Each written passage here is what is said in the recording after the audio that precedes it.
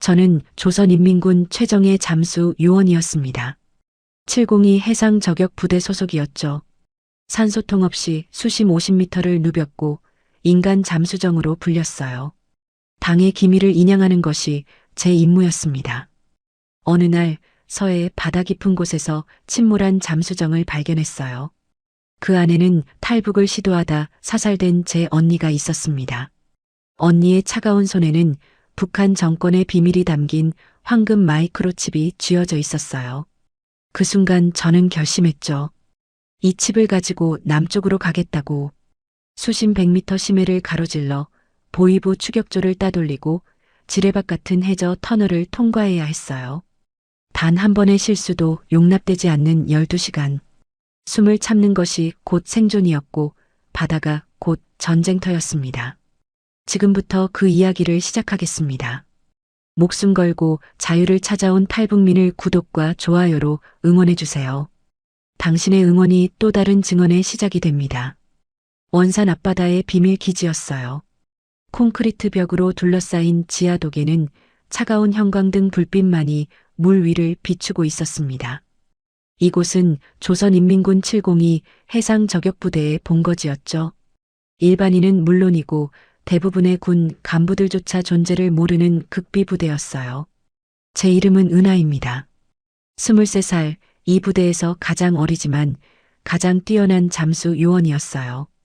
별명은 인간 잠수정. 산소통 없이 수심 50m까지 잠수할 수 있었으니까요. 보통 사람은 산소통 없이 10m도 어렵습니다. 훈련받은 군인도 20m가 한계죠. 하지만 저는 달랐어요. 어렸을 때부터 바다에서 자랐고 폐활량이 보통 사람의 3배였습니다. 한 번 숨을 들이마시면 7분을 버틸 수 있었어요. 부대 배속 테스트는 지금도 생생합니다. 수심 50m 해저에 가라앉은 철제 상자를 찾아 올라오는 거였죠. 시간 제한 10분. 남자 요원 5명이 먼저 도전했지만 모두 실패했어요. 산소통을 메고도 수압과 어둠을 견디지 못했습니다. 제 차례가 됐을 때 저는 산소통을 거부했어요. 그냥 잠수복만 입고 물속으로 뛰어들었죠.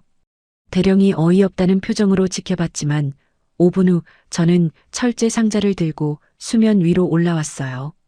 숨도 차지 않은 채로요. 그날부터 저는 702 부대의 에이스가 됐습니다.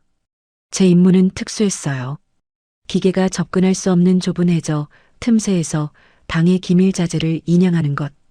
때로는 침몰한 배에서 문서를 회수하고 때로는 해저 케이블을 설치했죠. 가장 어려웠던 임무는 수심 70m에서 진행됐어요. 남한 해군의 감청 장비를 파괴하는 작업이었습니다. 산소통 없이 내려가 폭약을 설치하고 돌아왔어요. 그 임무로 3급 국기 훈장을 받았지만 자랑스럽지는 않았습니다. 왜냐하면 알고 있었으니까요. 제가 인양하는 그 기밀 자재들이 뭔지. 당 간부들의 불법 자금이었고 해외 비밀 계좌 정보였으며 인민의 것을 훔친 증거들이었죠. 그래도 명령에 따랐어요. 선택의 여지가 없었습니다. 이 부대에 배속되는 순간 평생 여기서 일해야 한다는 서약서에 서명했으니까요. 타령은 곧 총살, 가족들도 수용소행이었습니다. 그러던 어느 날 긴급 소집이 떨어졌어요. 서해 북방한계선 인근에서 극비 인양 작전을 수행하라는 명령이었습니다. 대상은 침몰한 소형 잠수정. 최근 며칠 사이 침몰한 것으로 추정된다는 브리핑이 있었어요. 저는 다른 요원 3명과 함께 작전에 투입됐죠. 새벽 3시 칠흑 같은 어둠 속에서 배가 출발했습니다. 북방한계선 근처는 위험 지역이었어요. 남한 해군의 초계함이 순찰하는 곳이었죠. 2시간 후 목표 지점에 도착했어요. 레이더에는 수심 80m 지점에 금속 반응이 찍혔습니다. 지휘관이 말했어요. 은하 동무 내려가서 확인하시오. 신속하게 검은색 네오프렌 잠수복을 입었습니다. 산소통은 매지 않았어요. 80m 깊이지만 왕복 10분이면 충분했으니까요. 허리에는 방수 랜턴과 수중 카메라, 그리고 비상용 단검만 찼습니다. 물속으로 뛰어들었어요. 차가운 서해 바닷물이 온몸을 감쌌습니다. 수온 섭씨 12도. 보통 사람이라면 10분도 못 버티는 온도였지만 잠수복이 체온을 지켜줬죠. 아래로 내려가기 시작했습니다. 수심 10m, 20m, 30m. 빛이 점점 사라졌어요. 50m를 넘어서자 완전한 어둠이었습니다. 랜턴을 켰죠. 희미한 불빛이 탁한 바닷물을 뚫고 나갔어요. 60m, 70m. 귀가 먹먹했습니다. 압력 평형을 맞추기 위해 코를 막고 숨을 불어넣었어요. 뚝 하는 소리와 함께 고막이 뚫렸습니다. 80m에 도달했어요. 해저 바닥이 보였습니다. 모래와 자갈, 해초들이 흔들리고 있었어요. 랜턴을 이리저리 비추며 금속 반응 지점을 찾았습니다. 그리고 발견했어요. 침몰한 소형 잠수정이었습니다. 북한제 2인승. 선체에는 총탄 자국이 가득했어요. 탈출을 시도하다 격침당한 거였죠. 해치로 다가갔습니다. 열려 있었어요. 안을 들여다보는 순간 숨이 멎었습니다. 두 구의 시신이 있었어요. 한 명은 남자, 한 명은 여자. 둘 다 군복을 입고 있었습니다. 여자의 얼굴이 보였어요. 그 순간 저는 비명을 질렀지만 물속이라 소리는 나지 않았습니다. 언니였어요. 제 친언니 은별이었습니다. 언니는 3년 전에 사라졌어요. 탈북을 시도했다는 소문이 있었지만 가족들은 아무것도 몰랐습니다. 보위부에서 조사를 받았지만 저와 부모님은 혐의 없음으로 풀려났죠. 하지만 언니의 행방은 영원히 미스터리로 남았어요. 그런데 지금 언니가 여기 있었습니다. 80m 깊은 바다 밑 침몰한 잠수정 안에 차갑게 굳어진 채로요. 잠수정 안으로 들어갔습니다. 좁은 공간이었어요. 언니에게 다가가 손을 뻗어 얼굴을 만졌습니다. 얼음처럼 차가웠어요. 언니의 눈은 감겨 있었고 입은 굳게 다물어져 있었습니다. 언니 옆에 남자도 확인했어요. 군복의 계급장을 보니 소자였습니다. 아마 언니를 탈출시켜 주려던 사람이겠죠. 둘 다 총에 맞아 죽은 것 같았어요. 선체의 총탄 자국이 그걸 증명했습니다. 그때 언니의 손에 뭔가 쥐어져 있는 게 보였어요. 작은 물체였습니다. 조심스럽게 언니의 손가락을 펼쳤어요. 굳어 있어서 힘들었지만 천천히 펼쳤습니다. 손바닥 안에 작은 칩이 있었어요. 황금색 마이크로칩. 크기는 손톱만 했지만 그 안에는 엄청난 정보가 담겨 있을 거라는 직감이 들었습니다. 무전기에서 지휘관의 목소리가 들렸어요. 은하, 상황 보고하라. 뭐가 보이나? 저는 대답하지 않았습니다. 그냥 언니를 바라봤어요. 언니는 왜 이 칩을 가지고 탈출하려 했을까? 이 안에 뭐가 들어있길래 목숨을 걸었을까? 다시 무전이 들렸습니다. 은하, 응답하라. 즉시 상황을 보고하라. 언니의 다른 주머니를 확인했어요. 작은 방수 파우치가 있었습니다. 안에는 종이 한 장. 젖지 않게 밀봉돼 있었어요. 펼쳐봤습니다. 언니의 글씨였어요. 떨리는 손으로 쓴 글씨였습니다. 은하야, 만약 내가 이걸 발견한다면 이 칩을 남쪽으로 가져가라.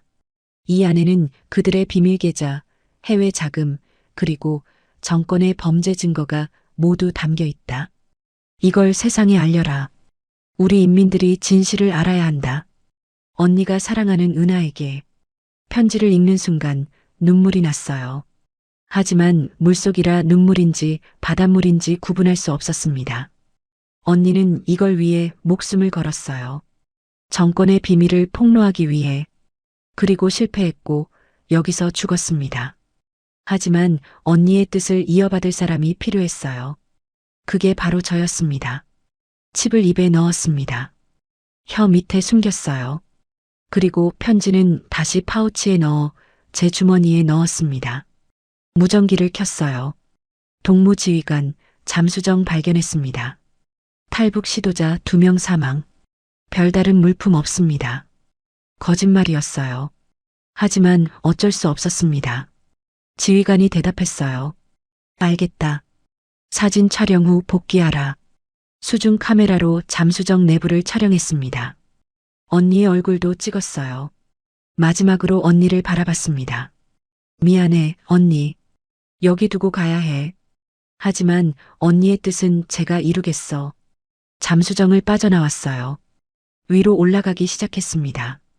수심 70m, 60m, 50m. 빛이 조금씩 보이기 시작했어요. 입안에 칩이 느껴졌습니다. 작고 날카로운 모서리가 혀를 찔렀어요. 하지만 뱉을 수 없었습니다. 이게 언니의 유산이었으니까요. 수면에 도달했어요. 배 위로 올라갔습니다. 지휘관이 다가왔어요. 동무은하, 수고했소. 사진은 잘 찍었나? 네, 동무 지휘관. 모두 촬영했습니다. 좋아. 이제 기지로 복귀한다. 하지만 저는 기지로 돌아갈 수 없었어요. 돌아가면 칩을 발견당할 테고 그러면 저도 언니처럼 죽을 겁니다. 선택은 하나뿐이었어요. 탈출. 배가 기지로 향하는 동안 저는 계획을 세웠습니다. 탈출하려면 추격을 따돌려야 했어요. 그러려면 그들의 통신을 끊고 위치 추적을 불가능하게 만들어야 했습니다. 밤 10시 배는 기지 근처 해역에 도착했어요. 지휘관과 다른 요원들은 식사를 하러 선실로 들어갔습니다. 저만 갑판에 남았어요. 기회였습니다. 조용히 물속으로 미끄러졌어요. 아무도 눈치채지 못했습니다.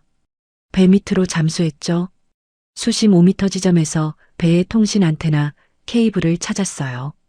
단검을 꺼냈습니다. 케이블을 잘랐어요. 스파크가 튀었고 전기가 물속으로 퍼졌습니다. 따끔했지만 치명적이지는 않았어요. 다음은 GPS 수신기였습니다. 배 뒤쪽에 달려 있었어요. 그것도 케이블을 절단했습니다. 이제 이 배는 통신도 안 되고 위치도 파악할 수 없을 거예요. 마지막으로 엔진 냉각수 파이프를 찔렀습니다. 물이 새기 시작했어요. 엔진이 과열될 겁니다. 최소 3시간은 움직이지 못할 거예요. 그 시간이면 충분했습니다. 배에서 멀어지기 시작했어요. 수면 아래 2m 깊이에서 헤엄쳤습니다. 수면 위로 고개를 내밀지 않았어요. 레이더에 잡힐 수 있었으니까요. 남쪽을 향해 헤엄쳤습니다. 북방한 개성까지는 약 15km. 보통 사람이라면 불가능한 거리지만 저는 할 수 있었어요. 1시간이 지났어요. 뒤에서 사이렌 소리가 들렸습니다. 배가 이상을 발견한 거예요. 하지만 이미 늦었습니다. 저는 이미 5km나 멀어져 있었어요. 무전기 주파수를 감청했습니다. 귀에 꽂은 방수 이어폰에서 다급한 목소리들이 들렸어요. 은하가 사라졌다. 즉각 수색하라. 통신 두절. GPS 고장. 엔진 과열. 이건 계획된 탈영이다. 보이부에 보고하라. 저는 미소 지었어요. 계획대로였습니다. 하지만 기쁨은 오래가지 않았어요. 보이부에 보고됐다는 건 곧 추격조가 투입된다는 의미였습니다. 그리고 보이부 추격조는 보통 군인들이 아니에요. 그들은 최정예 요원들이었습니다. 특히 수중 추격 전문팀인 물뱀조는 악명 높았죠. 물뱀조. 5명으로 구성된 암살 부대였어요. 그들은 최신형 수중 추진기와 작살총으로 무장하고 산소 제어호흡 장치를 사용해 기포 없이 움직일 수 있었습니다. 투입되면 제가 불리했어요. 저는 산소통이 없었으니까요. 7분마다 수면 위로 올라와 숨을 쉬어야 했습니다. 하지만 그들은 1시간 동안 수중에 머물 수 있었어요. 하지만 저에게는 한 가지 장점이 있었습니다. 이 바다를 누구보다 잘 안다는 것. 3년간 이곳에서 작전을 수행하며 모든 암초, 모든 해저 지형을 외웠어요. 그 지식이 저를 살릴 거였습니다. 2시간이 지났어요. 10km를 헤엄쳤습니다. 남은 거리는 5km. 하지만 체력이 떨어지기 시작했어요. 아무리 훈련받았어도 2시간 동안 쉬지 않고 헤엄치는 건 힘들었습니다. 잠시 휴식이 필요했어요. 근처에 작은 암초가 있다는 걸 알고 있었습니다. 그곳으로 향했어요. 암초에 도달했습니다. 물 위로 삐죽 나온 바위였어요. 그 위에 올라가 숨을 골랐습니다. 달빛 아래 바다가 고요하게 펼쳐져 있었어요. 북쪽을 바라봤습니다. 멀리 불빛들이 보였어요. 수색정들이었습니다. 그들이 저를 찾고 있었어요. 남쪽을 바라봤습니다. 어둠뿐이었어요. 하지만 그 어둠 너머에 자유가 있었습니다. 언니가 도달하지 못한 자유. 입안의 칩을 혀로 만졌어요. 아직 거기 있었습니다. 이걸 남쪽으로 가져가야 했어요. 언니의 희생을 헛되게 할 수 없었습니다. 5분간 휴식했어요. 그리고 다시 물속으로 들어갔습니다. 마지막 5km를 향해. 하지만 30분 후 상황이 바뀌었어요. 뒤에서 이상한 소리가 들렸습니다. 물을 가르는 소리, 빠르게 다가오는 소리. 뒤돌아봤어요. 물속에서 불빛 5개가 보였습니다. 빠르게 다가오고 있었어요. 물뱀조였습니다. 그들이 저를 찾아낸 겁니다. 5개의 불빛이 빠르게 다가왔어요. 수중 추진기의 윙윙거리는 소리가 들렸습니다. 그들은 시속 20km로 이동할 수 있었어요. 저는 기껏해야 5km였습니다. 도망칠 수 없었어요. 정면 대결도 불가능했습니다. 그들은 5이고 무장했으며 산소도 충분했어요. 하지만 저에게는 지형이 있었습니다. 암초지대로 방향을 틀었어요. 좁고 복잡한 바위들이 미로처럼 얽혀 있는 곳이었습니다. 수중 추진기로는 통과하기 어려운 지형이었죠. 암초 사이로 미끄러져 들어갔어요. 바위와 바위 사이 좁은 틈새. 제 몸이 간신히 들어갈 정도였습니다. 물뱀조가 도착했어요. 그들은 암초 입구에서 멈췄습니다. 추진기로는 들어올 수 없었어요. 한 명이 무전으로 말했습니다. 목표 암초지대 진입. 추진기 버리고 도보 추격 시작. 그들이 추진기를 벗고 헤엄쳐 들어오기 시작했어요. 하지만 이제 속도 우위는 사라졌습니다. 저는 더 깊숙이 들어갔어요. 암초 미로의 가장 복잡한 구역이었습니다. 제가 전에 훈련하며 수없이 통과했던 곳이었어요. 눈 감고도 길을 찾을 수 있었습니다. 하지만 그들은 달랐어요. 처음 와본 곳, 불빛으로 길을 찾아야 했습니다. 한 명이 잘못된 길로 들어섰어요. 막다른 골목이었습니다. 그는 후진하려 했지만 장비가 바위에 걸렸어요. 기회였습니다. 조용히 그에게 다가갔어요. 그는 장비를 빼내느라 정신이 없었습니다. 뒤에서 접근해 그의 산소 호스를 잡았어요. 한 번에 꺾어버렸습니다. 쉭 하는 소리와 함께 공기가 새기 시작했어요. 그는 깜짝 놀라 뒤돌아봤지만 이미 늦었습니다. 저는 그의 마스크를 벗겨냈어요. 물이 그의 코와 입으로 쏟아져 들어갔습니다. 그는 패닉 상태가 됐어요. 팔을 휘둘렀지만 저는 이미 사라진 뒤였습니다. 그의 비명 같은 거품 소리가 물속에 퍼졌어요. 동료들이 알아챌 겁니다. 하지만 그건 의도한 거였어요. 그들을 분산시키려고. 과연 무전 소리가 들렸습니다. 3번 응답하라. 무슨 일이냐? 응답 없음. 2번, 4번, 3번 위치 확인하라. 2명이 그를 구하러 갔어요. 이제 남은 건 2명뿐이었습니다. 저는 계속 이동했어요. 암초지대를 빠져나가 열린 바다로. 하지만 2명이 출구를 지키고 있었습니다. 정면 돌파는 불가능했어요. 그들은 작살총으로 무장하고 있었으니까요. 다른 방법이 필요했습니다. 암초 바닥으로 내려갔어요.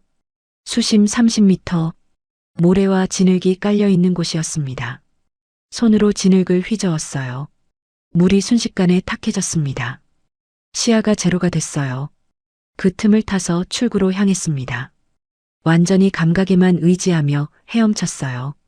불빛을 켜지 않았습니다. 위치가 노출되니까요. 출구 근처에 도달했어요. 한 명이 보였습니다. 그는 탁한 물 때문에 앞을 보지 못하고 있었어요. 그의 옆을 스쳐 지나갔습니다. 아주 조용히 물 한 방울 튀지 않게요. 성공했어요. 출구를 빠져나왔습니다. 하지만 마지막 한 명이 기다리고 있었어요.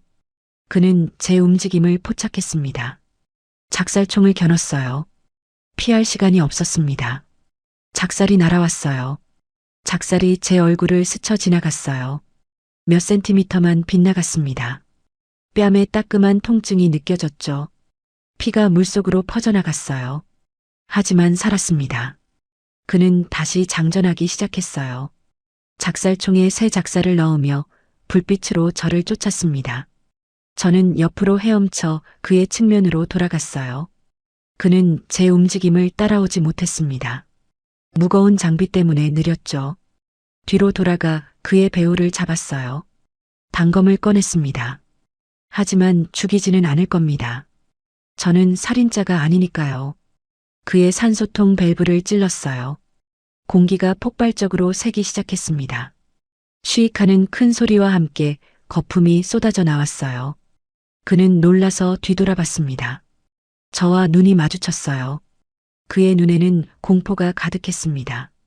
산소통의 압력이 떨어지며 그는 부력을 잃었어요. 아래로 가라앉기 시작했습니다. 패닉 상태가 됐죠. 팔다리를 버둥거렸습니다.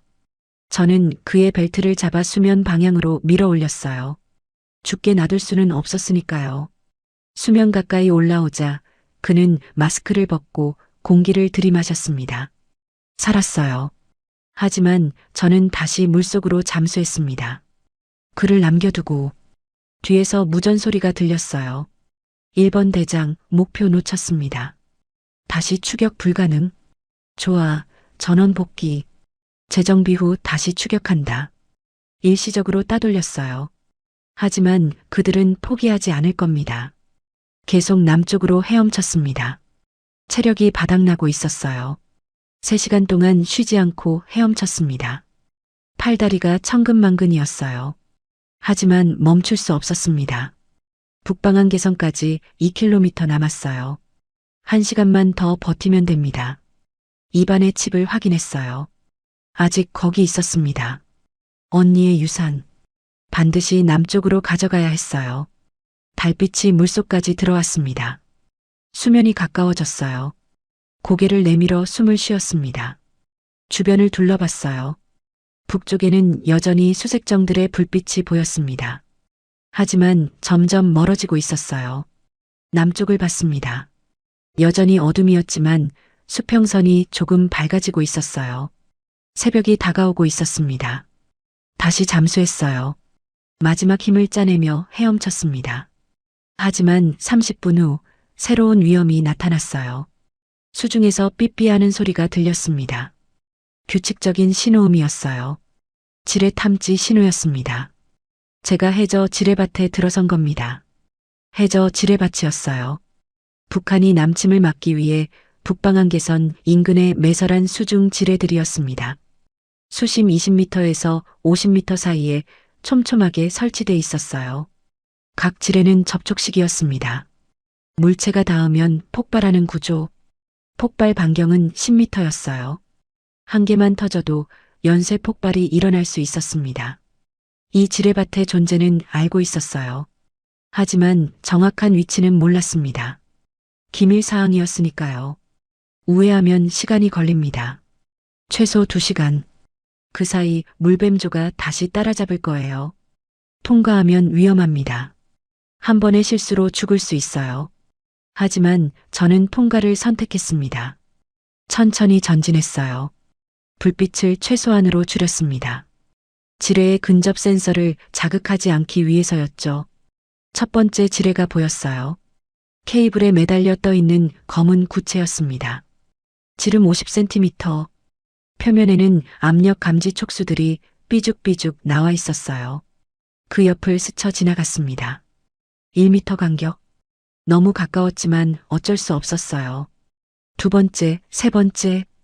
계속해서 지뢰들을 피해갔습니다. 마치 죽음의 숲을 걷는 것 같았어요. 10번째 지뢰를 지날 때 실수했습니다. 핀을 차는 각도가 틀렸어요. 발이 케이블을 건드렸습니다. 케이블이 흔들렸어요. 지뢰가 움직였습니다. 숨을 멈췄어요. 움직이지 않았습니다. 지뢰는 천천히 흔들리다 멈췄어요. 폭발하지 않았습니다. 다행이었어요. 하지만 심장이 터질 것 같았습니다. 식은땀이 났어요. 더 조심스럽게 움직였습니다. 한 뼘씩 천천히요. 20분이 지났어요. 약 50개의 지뢰를 통과했습니다. 아직 100개 정도 남았을 것 같았어요. 그때 앞쪽에 뭔가 보였습니다. 해저 터널 입구였어요. 자연적으로 형성된 동굴이었습니다. 폭 3m, 높이 2m 정도. 지뢰가 없는 안전지대처럼 보였어요. 들어갈까 말까 고민했어요. 하지만 지뢰밭을 계속 통과하는 것보다는 나을 것 같았습니다. 터널로 들어갔어요. 안은 완전한 어둠이었습니다. 랜턴을 켰어요. 터널은 남쪽으로 이어져 있었습니다. 완벽했어요. 헤엄쳐 들어갔습니다. 터널은 점점 좁아졌어요. 어느 순간부터는 옆으로 몸을 돌려야 통과할 수 있었습니다. 200m쯤 들어갔을 때 터널이 갈라졌어요. 왼쪽과 오른쪽, 어느 쪽이 출구인지 알 수 없었습니다. 오른쪽을 선택했어요. 직감적으로 50m 더 가자 터널이 막혔습니다. 막다른 골목이었어요. 되돌아가야 했습니다. 하지만 산소가 떨어지고 있었어요. 7분이 지났습니다. 수면으로 올라가 숨을 쉬어야 했어요. 하지만 여기는 터널 아니었습니다. 수면이 없었어요. 패닉이 밀려왔습니다. 폐가 타들어가기 시작했어요. 진정하라고 스스로에게 말했습니다. 진정해. 되돌아가면 돼. 빠르게 뒤로 헤엄쳤어요. 갈림길로 돌아와 왼쪽 터널로 들어갔습니다. 다행히 이쪽은 계속 이어졌어요. 하지만 산소 한계가 다가왔습니다. 8분째였어요. 앞에 빛이 보였습니다. 출구였어요. 마지막 힘을 다해 헤엄쳤습니다. 터널을 빠져나와 위로 올라갔어요. 수면을 뚫고 나왔습니다. 공기를 들이마셨어요. 달콤한 공기. 살았습니다. 하지만 기쁨은 잠시뿐이었어요. 수면 위에서 엔진 소리가 들렸습니다. 가까이. 고개를 들어봤어요. 50m 앞에 북한 경비정이 떠 있었습니다. 그리고 갑판에는 보위부 장교 한 명이 서 있었어요. 최대저였습니다. 제 상관이었던 사람, 그리고 언니를 죽인 사람이었어요. 최대저가 확성기를 들었어요. 은하 동무, 그만 올라오시오. 더 이상 도망갈 곳은 없소. 저는 대답하지 않았습니다. 다시 물속으로 잠수했어요. 하지만 경비정이 따라왔습니다. 수중 소나로 제 위치를 추적했어요. 다시 터널로 들어가야 했어요. 하지만 이번에는 더 깊은 터널로요. 수심 40m까지 내려갔습니다. 또 다른 터널 입구가 있었어요. 더 좁고 더 길어 보였습니다. 선택의 여지가 없었어요. 들어갔습니다. 터널은 구불구불했어요. 위아래로 곡선을 그리며 이어졌습니다. 어떤 구간은 너무 좁아서 장비를 벗어야 할 정도였어요. 10분간 터널을 통과했습니다. 출구가 보이기 시작했어요. 하지만 그때 터널이 흔들렸습니다. 지진이었어요. 작은 지진이었지만 터널에는 치명적이었습니다. 천장에서 바위들이 떨어지기 시작했어요. 하나, 둘, 10개. 큰 바위 하나가 제 앞을 막았습니다. 출구가 막혔어요. 바위를 밀어보려 했습니다. 하지만 너무 무거웠어요. 움직이지 않았습니다. 뒤로 돌아가려 했어요. 하지만 뒤쪽도 바위들이 떨어져 막혀 있었습니다. 갇혔어요. 그리고 산소가 떨어지고 있었습니다. 이미 11분째였어요.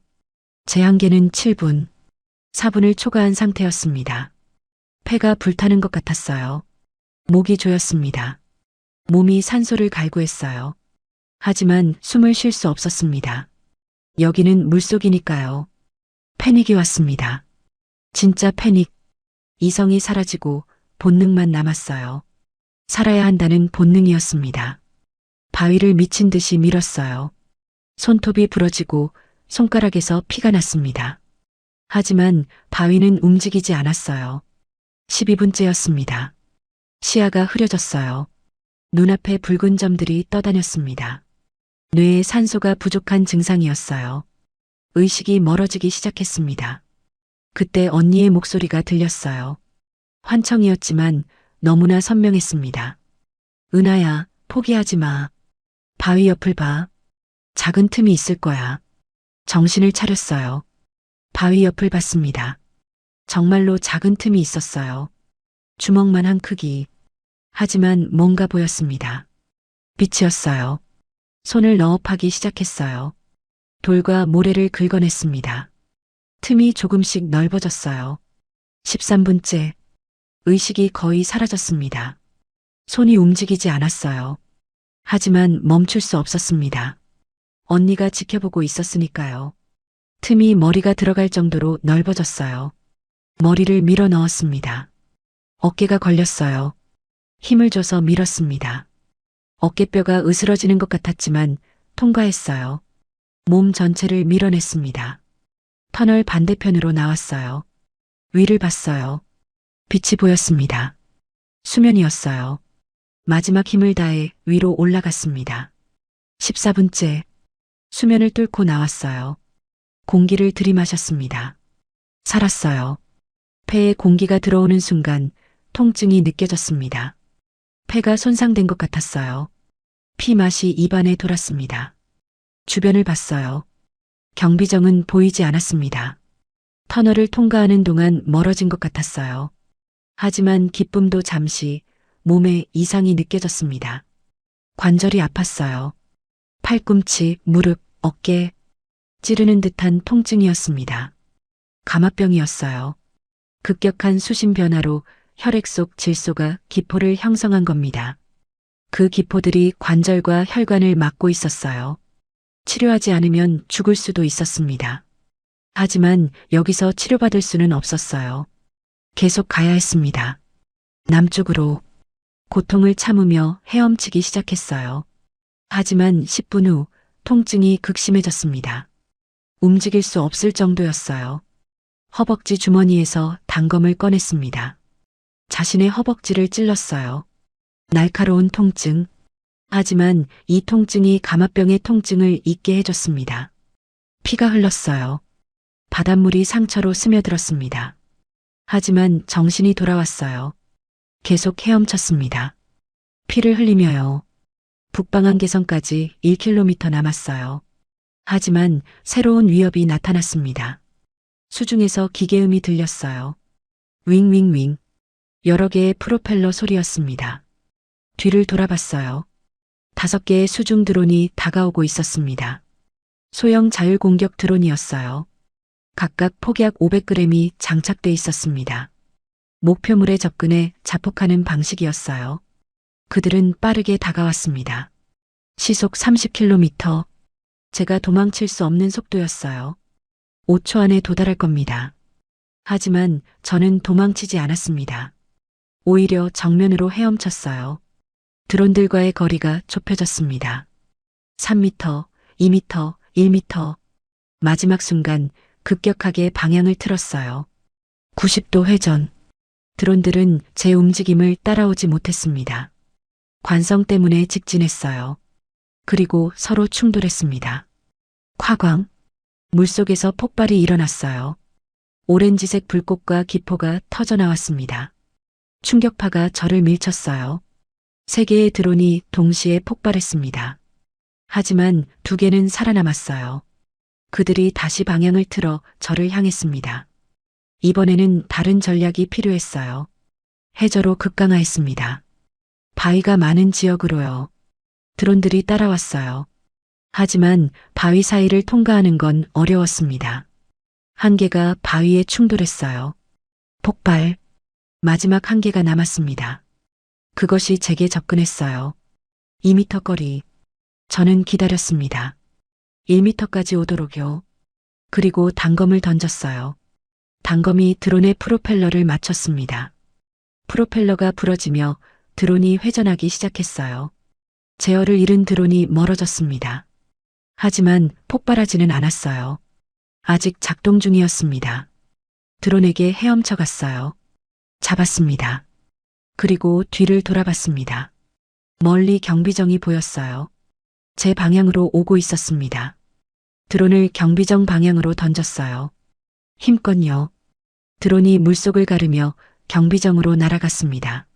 30m, 20m, 10m. 경비정 엔진 근처에 도달했어요. 폭발했습니다. 쾅. 경비정의 뒷부분이 불타기 시작했어요. 엔진이 멈췄습니다. 성공했어요. 하지만 그때 물속에서 다른 소리가 들렸습니다. 더 큰 소리였어요. 잠수정 소리. 소형 잠수정 한 척이 다가오고 있었습니다. 그리고 그 안에는 최대저가 타고 있었어요. 감압병이 악화되고 있었어요. 관절의 통증이 심해졌고 시야가 흐려졌습니다. 질소 기포들이 뇌로 가고 있었어요. 의식을 잃으면 죽습니다. 허벅지의 상처를 더 깊게 찔렀어요. 고통이 의식을 붙잡아줬습니다. 피가 더 많이 흘렀어요. 바닷물이 붉게 물들었습니다. 하지만 정신은 또렷했어요. 최대저의 잠수정이 30m 앞까지 왔습니다. 작살 발사대가 제게 조준됐어요. 도망칠 곳이 없었습니다. 체력도 바닥이었어요. 이게 끝인가 싶었습니다. 하지만 포기할 수 없었어요. 언니의 유산이 제 입안에 있었으니까요. 잠수정이 다가왔어요. 20m. 최대저의 목소리가 수중 스피커로 들렸습니다. 은하, 이제 끝이다. 칩을 내놓으면 편하게 죽여주겠다. 저는 대답하지 않았어요. 대신 아래로 잠수했습니다. 수심 60m까지 내려갔어요. 감압병이 더 악화될 거였지만 선택의 여지가 없었습니다. 최대자도 따라 내려왔어요. 해저에 도달했습니다. 바위와 해초가 있는 곳이었어요. 큰 바위 뒤에 숨었습니다. 잠수정이 바위 앞에 멈췄어요. 서치라이트가 주변을 비췄습니다. 최대자가 잠수정에서 나왔어요. 그도 잠수복을 입고 있었습니다. 손에는 수중총이 들려 있었어요. 바위 주변을 수색하기 시작했습니다. 저는 숨을 죽였어요. 움직이지 않았습니다. 그가 바위 반대편으로 돌아갔어요. 기회였습니다. 조용히 바위에서 나와 잠수정으로 향했어요. 잠수정 안으로 들어갔습니다. 조종석에 앉았어요. 하지만 작동법을 몰랐어요. 복잡한 계기판과 레버들이 있었습니다. 그때 최대자가 돌아왔어요. 잠수정을 봤습니다. 그는 수중총을 쏘기 시작했어요. 총알이 잠수정 외벽을 때렸습니다. 저는 무작위로 레버를 당겼어요. 하나가 먹혔습니다. 프로펠러가 돌아가기 시작했어요. 잠수정이 움직였습니다. 앞으로, 최대자를 향해. 그는 피하려 했지만 늦었어요. 잠수정의 프로펠러가 그의 다리를 쳤습니다. 비명 같은 거품이 나왔어요. 피가 물속으로 퍼졌습니다. 하지만 저는 멈추지 않았어요. 계속 전진했습니다. 그리고 수면을 향해 올라갔어요. 잠수정을 타고 수면 위로요. 하지만 조종이 서툴렀습니다. 너무 빠르게 올라갔어요. 수면을 뚫고 나오는 순간 잠수정이 공중으로 튀어 올랐습니다. 그리고 다시 물속으로 떨어졌어요. 충격으로 잠수정이 고장났습니다. 엔진이 멈췄어요. 저는 잠수정에서 빠져나왔습니다. 주변을 봤어요. 북방한 개선이 보였습니다. 500m 앞이었어요. 거의 다 왔습니다. 하지만 최대자도 수면 위로 올라왔어요. 한쪽 다리에서 피를 흘리며요. 그의 손에는 작살총이 있었습니다. 최대자가 작살총을 겨눴어요. 은하, 너는 반역자다. 여기서 죽어라.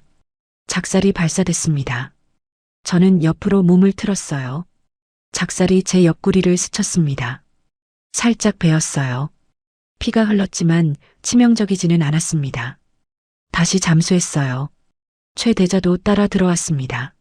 물속에서 그의 목소리가 수중 스피커로 울려 퍼졌어요. 은하, 내 언니도 이렇게 죽었다. 내가 직접 쏜 총에 맞아 죽었지. 그 여자도 배신자였어. 너처럼. 분노가 치밀어 올랐습니다. 언니를 죽인 게 정말 최대자였어요. 제가 3년간 같이 일했던 상관. 언니를 직접 죽인 살인자였습니다. 손에 든 단검이 떨렸어요. 이번에는 죽여야 할 것 같았습니다. 수중에서 마지막 싸움이 시작됐어요. 최대자가 단검을 꺼냈습니다. 저도 단검을 꺼냈어요. 서로를 향해 헤엄쳤습니다. 충돌했어요. 단검과 단검이 부딪히며 물속에서 쇳소리가 났습니다. 격투가 벌어졌어요. 그는 힘이 셌습니다. 저를 밀어냈어요. 하지만 저는 더 빨랐습니다. 그의 옆으로 돌아가 등을 쳤어요. 단검이 그의 산소통을 스쳤습니다.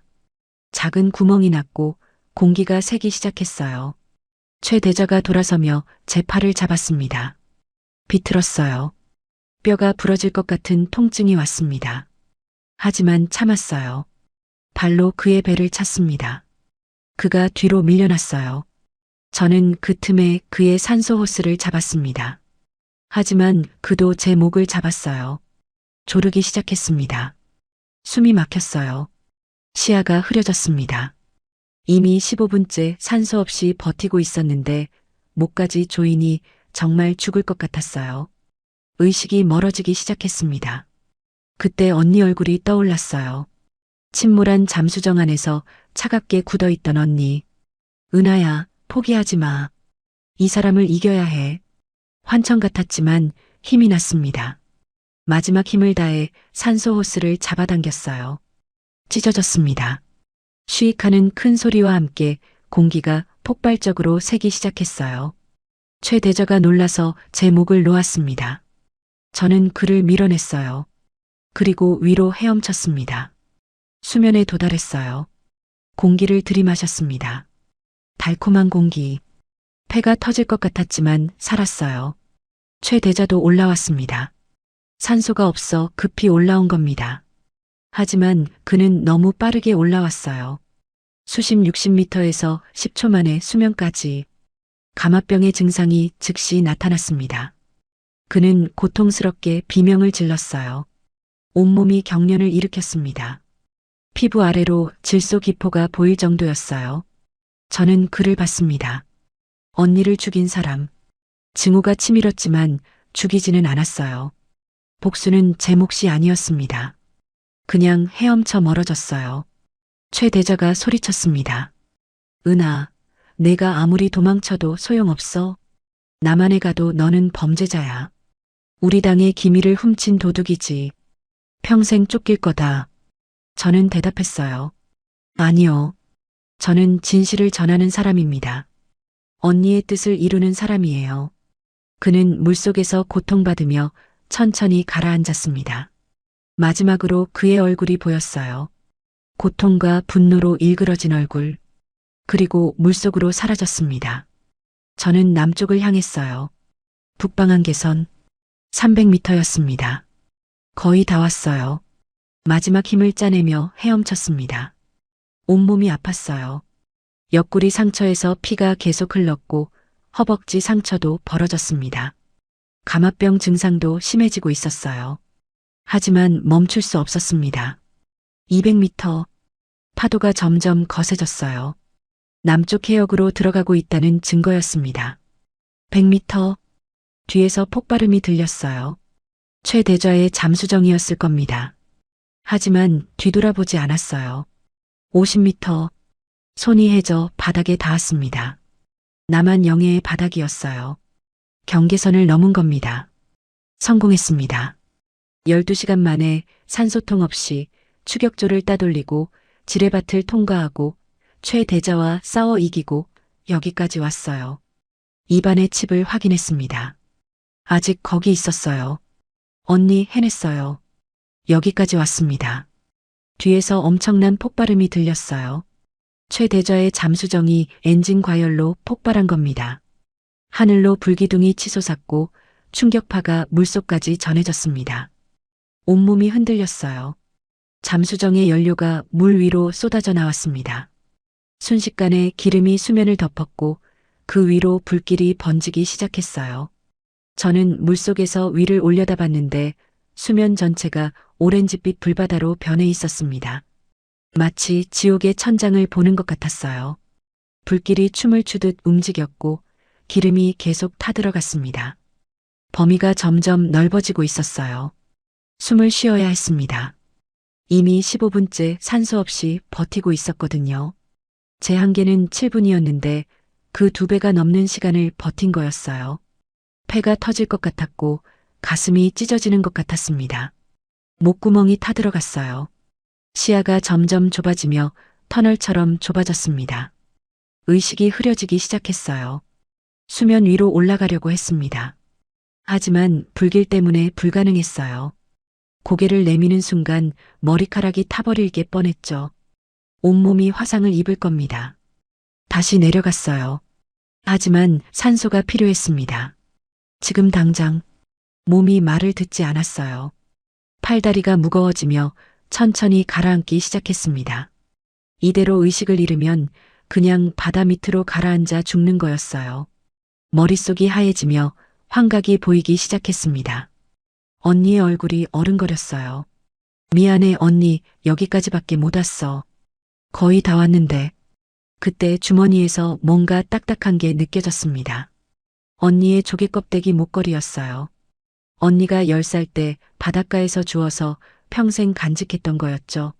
하얀 조개 껍데기에 언니가 직접 구멍을 뚫어서 끈을 꿰었던 겁니다.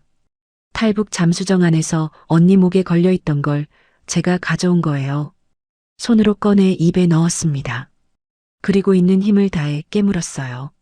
조개 껍데기에 날카로운 모서리가 잇몸을 찔렀고 입안에 피맛이 돌았습니다. 고통이 정신을 붙잡아줬어요. 눈을 떴습니다. 아직 살아있었어요. 불길이 덮인 수면 아래를 옆으로 헤엄치기 시작했습니다. 불이 닿지 않는 곳을 찾아서요. 하지만 불길이 너무 넓게 퍼져 있었어요. 50m를 헤엄쳐도 여전히 위는 불바다였습니다. 더 이동했어요. 100m. 의식이 거의 사라지고 있었습니다. 16분째였어요. 인간의 한계를 훨씬 넘어선 시간. 뇌세포가 죽어가고 있었습니다. 손발이 저리고 눈앞이 깜깜해졌어요. 이제 정말 끝인가 싶었습니다. 그때 위를 봤는데 작은 구간에 불길이 없는 곳이 보였어요. 바람이 기름을 밀어낸 것 같았습니다. 지름 2m 정도의 작은 공간. 마지막 남은 힘을 쓸어 모아 수면을 향해 올라갔습니다. 물 밖으로 고개를 내밀었어요. 공기를 들이마시는 순간 폐에서 뭔가 치밀어 올랐습니다. 기침과 함께 피가 입 밖으로 쏟아졌어요. 선홍빛 피, 폐가 심하게 손상된 거였습니다. 하지만 살았어요. 숨을 쉴 수 있었습니다. 피를 뱉으며 거친 숨을 몰아쉬었어요. 한 번 숨 쉴 때마다 폐에서 날카로운 통증이 왔습니다. 갈비뼈도 부러진 것 같았어요. 하지만 개의치 않았습니다. 살았으니까요. 주변을 둘러봤습니다. 불길이 제 주위를 둥글게 에워싸고 있었어요. 마치 불의 감옥 같았습니다. 하지만 바람이 계속 불어서 이 작은 공간은 유지되고 있었어요. 얼마나 오래 갈지 모르지만 지금은 숨 쉴 수 있었습니다. 남한 해안이 보였어요. 약 2km 정도 떨어진 거리였습니다. 햇살을 받아 반짝이는 해안선. 저기가 자유였어요. 저기까지만 가면 됩니다. 뒤를 돌아보니 북쪽 바다는 여전히 불타고 있었어요. 검은 연기가 하늘로 치솟았습니다. 최대저의 시신은 보이지 않았어요. 아마 폭발과 함께 사라졌겠죠. 아니면 물속 깊은 곳으로 가라앉았거나 입안의 칩을 혀로 확인했습니다. 아직 거기 있었어요. 조개 껍데기와 함께 언니의 유산 2가지. 반드시 남쪽 땅까지 가져가야 했습니다. 심호흡을 하고 다시 잠수했어요. 불길 아래로 내려가 헤엄치기 시작했습니다. 남쪽으로. 온몸이 천근만근이었지만 헤엄쳤어요. 한 번 팔을 저을 때마다 상처에서 피가 났고 바닷물이 스며들어 따가웠습니다. 하지만 멈출 수 없었어요. 50m 헤엄쳐서 다시 수면 위로 올라왔습니다. 숨을 쉬었어요. 또 피를 뱉었습니다. 그리고 다시 잠수. 이렇게 반복했어요. 50m 헤엄치고 숨쉬고 50m 헤엄치고 숨쉬고 1시간이 걸렸습니다. 어쩌면 2시간이었을지도 몰라요. 시간 감각을 잃었거든요. 해안이 점점 가까워졌습니다. 파도 소리가 점점 커졌어요. 갯벌 냄새가 났습니다. 바다 특유의 짠 냄새와 진흙 냄새. 마침내 발이 바닥에 닿았어요. 진흙이었습니다. 푹신하고 미끄러운 진흙. 강화도 인근 갯벌이었죠. 기어서 육지로 올라갔습니다. 팔에 힘이 없어서 계속 미끄러졌어요. 하지만 포기하지 않았습니다. 온몸이 상처투성이었고 피투성이었지만 살아서 남한 땅을 밟았어요. 진흙 위에 쓰러졌습니다. 하늘을 봤어요. 파란 하늘에 구름이 흘러가고 있었습니다. 갈매기들이 날아다녔어요. 자유의 하늘이었습니다. 갯벌에 누워서 하늘을 보고 있는데 눈물이 흘렀어요. 언니, 저 해냈어요. 여기까지 왔습니다. 당신이 가지 못한 이곳까지요. 손에 쥔 칩을 꺼내봤어요. 황금빛이 햇살에 반짝였습니다. 진흙과 피로 더러워졌지만 여전히 빛났어요. 이 작은 칩 하나 때문에 언니가 죽었고 저는 12시간 동안 죽을 고비를 넘겼던 겁니다. 조개 껍데기 목걸이도 꺼냈어요. 이빨 자국이 선명하게 나 있었습니다. 제가 물속에서 깨문 자국. 하지만 부러지지 않았어요. 언니가 평생 간직한 것처럼 저도 이걸 평생 간직할 겁니다. 하지만 이제 안전했습니다. 남한 땅에 도착했으니까요. 칩을 다시 입에 넣으려는데 갑자기 현기증이 났어요. 세상이 빙빙 돌았습니다. 너무 많은 피를 흘렸고 감압병과 폐 손상으로 몸이 한계에 달한 거예요. 일어서려고 했습니다. 하지만 다리에 힘이 들어가지 않았어요. 무릎이 꺾였습니다. 다시 진흙 위에 쓰러졌어요. 이제 정말 한계였습니다. 여기까지 온 것만으로도 기적인데 더 이상은 무리였어요. 의식이 흐려지기 시작했습니다. 눈꺼풀이 무거워지며 천천히 감겼어요. 잠들면 안 돼. 여기서 잠들면 죽을 수도 있어. 하지만 몸이 말을 듣지 않았습니다. 그때 누군가의 목소리가 들렸어요. 여기 사람 있어요. 빨리 오세요. 여자예요. 심하게 다쳤어요. 발소리가 여러 개 들렸습니다. 가까워지는 소리. 장화시는 발소리였어요. 해경이나 군인들인 것 같았습니다. 눈을 뜨려고 했지만 열리지 않았어요. 저를 들어올리는 손길이 느껴졌습니다. 따뜻한 손이었어요. 누군가 제 맥박을 재고 있었습니다. 약해요. 맥박 너무 약합니다. 저체온증, 출혈 심각. 빨리 구급차 불러요. 따뜻한 담요가 몸을 감쌌습니다. 오랜만에 느껴보는 따뜻함이었어요. 북한에서 탈출한 이후 처음으로 안전하다는 느낌이 들었습니다. 괜찮아요. 안전해요. 우리가 구했어요. 이제 괜찮아요. 남한 사람의 목소리였어요. 따뜻하고 부드러운 억양이었습니다. 북에서는 들어본 적 없는 그런 친절한 목소리였어요. 경계하는 톤이 아니라 진심으로 걱정하는 톤이었습니다. 칩, 저는 간신히 말을 꺼냈어요. 목소리가 쉬어 있었습니다. 황금색 칩, 제가 떨어뜨렸나요? 찾아줘요. 반드시 찾아야 해요. 북한 정권의 비밀이 담겨 있어요. 한 해경 대원이 주변을 살폈습니다. 그리고 진흙 속에서 뭔가를 주워들었어요. 이거요. 이게 맞나요? 작은 황금색 칩이요. 칩이었어요. 황금빛 마이크로칩. 언니의 유산. 네, 그거예요. 중요해요. 반드시 국정원에 전달해야 합니다. 그 안에 북한 정권의 해외 비자금, 불법 거래, 모든 게 들어있어요. 알겠어요. 안전하게 보관할게요. 걱정 마세요. 우리가 책임지고 전달하겠습니다. 그 말을 듣고 나서야 긴장이 풀렸어요. 임무 완수했습니다. 언니. 이제 편히 쉬어도 되겠죠? 눈꺼풀이 무거워졌습니다. 자지 마요. 눈 뜨세요. 병원까지 가야 해요. 조금만 버텨요. 아가씨, 이름이 뭐예요? 은하, 저는 간신히 대답했어요. 제 이름은 은하예요. 북한에서 왔어요. 은하씨, 조금만 버텨요. 곧 병원 도착해요.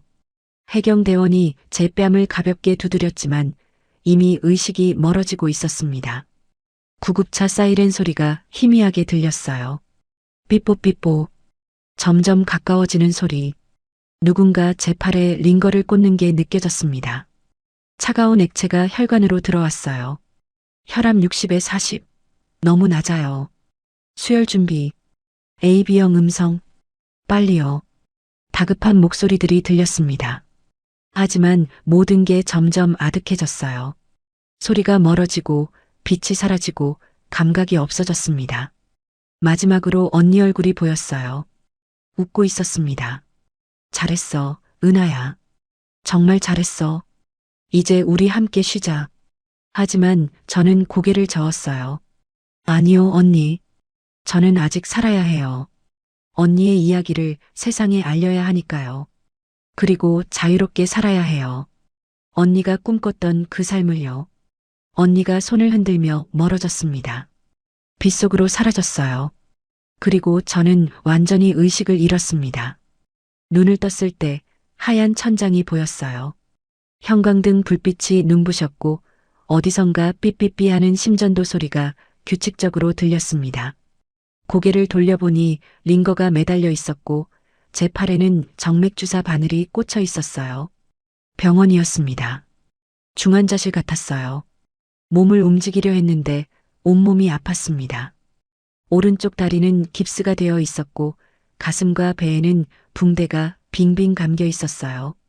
왼팔에도 부목이 되어져 있었습니다. 목에는 보호대가 있었고요. 거울은 없었지만 제 얼굴도 엉망일 게 뻔했어요. 간호사가 들어왔습니다. 젊은 여자였는데 제 눈이 떠진 걸 보고 깜짝 놀란 표정을 지었어요. 깨어나셨군요. 잠깐만 기다리세요. 의사 선생님 모셔올게요. 절대 움직이지 마세요. 잠시 후 의사가 들어왔어요. 40대쯤 돼 보이는 남자였습니다. 청진기로 제 심장 소리를 들으며 고개를 끄덕였어요. 기적이에요. 정말 기적입니다. 그렇게 많은 피를 흘리고 폐가 손상되고 갈비뼈가 3대나 부러지고 감압병까지 걸렸는데 살아났어요. 의학적으로 설명이 안 됩니다. 여기가 어디죠? 목소리가 쉬어서 간신히 나왔어요. 인천해양경찰병원 중환자실입니다. 강화도 갯벌에서 발견된 지 3일째예요. 그동안 계속 혼수 상태였어요. 수혈도 6번이나 받았고 2번이나 심장이 멎었다가 다시 뛰었어요. 정말 기적이에요. 3일이나 지났다니 믿기지 않았어요. 그리고 갑자기 가장 중요한 게 생각났습니다. 칩은요. 제가 가져온 황금색 칩은 어떻게 됐나요? 해경 대원이 찾아줬는데 의사가 고개를 끄덕였습니다. 안전해요. 국정원에 전달됐습니다. 어제 국정원 요원들이 와서 직접 확인해 갔어요. 정말 중요한 자료였나 봐요. 병원이 난리가 났더라고요. 경호원들이 2층 전체를 통제하기도 했어요. 안도의 한숨이 나왔어요. 언니의 뜻을 이뤘습니다. 그 칩 안에 담긴 진실이 세상에 알려질 거예요. 눈가에 눈물이 맺혔지만 이번에는 기쁨의 눈물이었습니다. 의사가 물었어요. 가족에게 연락할 사람 있나요? 없어요. 저는 탈북자예요. 북한에서 왔어요. 가족은 북한에 있어요. 알고 있어요. 국정원에서 브리핑 받았어요. 당신 이야기를 들었을 때 정말 놀랐어요. 산소통 없이 수심 100m를 잠수하고 12시간 동안 추격을 따돌리고 감압병을 견디며 여기까지 온 거잖아요. 사람이 할 수 있는 일이 아니에요. 슈퍼히어로 같아요.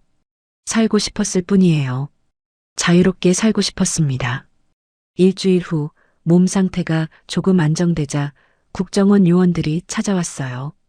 2명이었는데 1명은 40대 남자, 1명은 30대 여자였습니다. 정중하게 인사했어요. 은하 씨, 저희는 국가정보원 탈북자 보호가입니다. 몸 상태가 괜찮으시면 몇 가지 여쭤봐도 될까요? 네, 물어보세요. 신원 확인부터 시작했습니다. 이름, 생년월일, 출신 지역, 부대, 계급, 임무. 하나하나 대답했어요. 그리고 탈북 경위를 물었습니다. 언니를 발견한 것부터 칩을 삼킨 것, 탈출 과정, 물뱀조와의 전투, 지뢰밭 통과, 최대자와의 대결까지 전부 이야기했습니다. 요원들은 꼼꼼하게 기록했어요. 가끔 믿기지 않는다는 표정을 지었지만 제 몸의 상처들이 증거였습니다. 그리고 태블릿 PC를 꺼내 보여줬어요. 칩 분석 결과를 알려드리겠습니다. 화면에 엄청난 양의 데이터가 나타났습니다. 은행 계좌번호들, 금액, 거래 내역, 그리고 각종 문서들. 북한 고위층의 해외 비밀 계좌 2247개, 총 자금 규모 약 123억 달러.